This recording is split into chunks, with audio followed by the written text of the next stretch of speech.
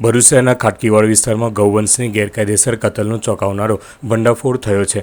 શહેર B division પોલીસે કુરેશી મસ્જિદ પાસે આવેલ એક મકાનમાં દરોડા પાડીને 2 ગૌવંશની કતલ કરાયેલ હાલતમાં મળી આવતા 4 આરોપીઓને ઝડપી પાડ્યા છે।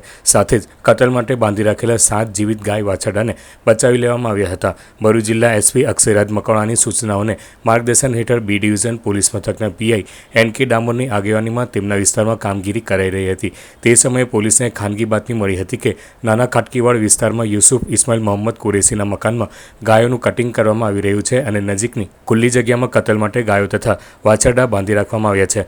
બાતમીના આધારે પોલીસ સબ ઇન્સ્પેક્ટર એમ.ડી. ડાંગર અને ટીમે સ્થળ પર દરોડા પાડતા સમગ્ર કાંડનો પર્દાફાશ થયો હતો। દરોડા દરમિયાન પોલીસને સ્થળ પરથી અંદાજે 450 કિલો ગૌમાંસ, ગૌવંશ કાપવા માટે ઉપયોગમાં લેવાતા કુહાડી, મોટા છરા, સળિયા, દોરડા, પ્લાસ્ટિકના થેલા તેમજ લાકડાના ટુકડાઓ સહિતનો મુદ્દામાલ મળી આવ્યો હતો। ઉપરાંત ઇલેક્ટ્રિક વજન કાંટો અને 3 મોબાઈલ ફોન પણ કબજે લેવામાં આવ્યા હતા। પોલીસે કુલ ₹55,500નો મુદ્દામાલ જપ્ત કર્યો છે। આ મામલે પોલીસે યુસુફ ઇસ્માઇલ મોહમ્મદ કુરેશી, ફરહાન યુસુફ કુરેશી, ફહીમ મોહમ્મદ જુબેર મર્ચન્ટ અને મોહમ્મદ સાદાબ સલીમ કુરેશી સામે ભારતીય ન્યાય સંહિતા તેમજ પશુ સંરક્ષણ અને પશુ ક્રૂરતા નિવારણ અધિનિયમ હેઠળ ગુનો નોંધી કાયદેસરની કાર્યવાહી હાથ ધરી છે।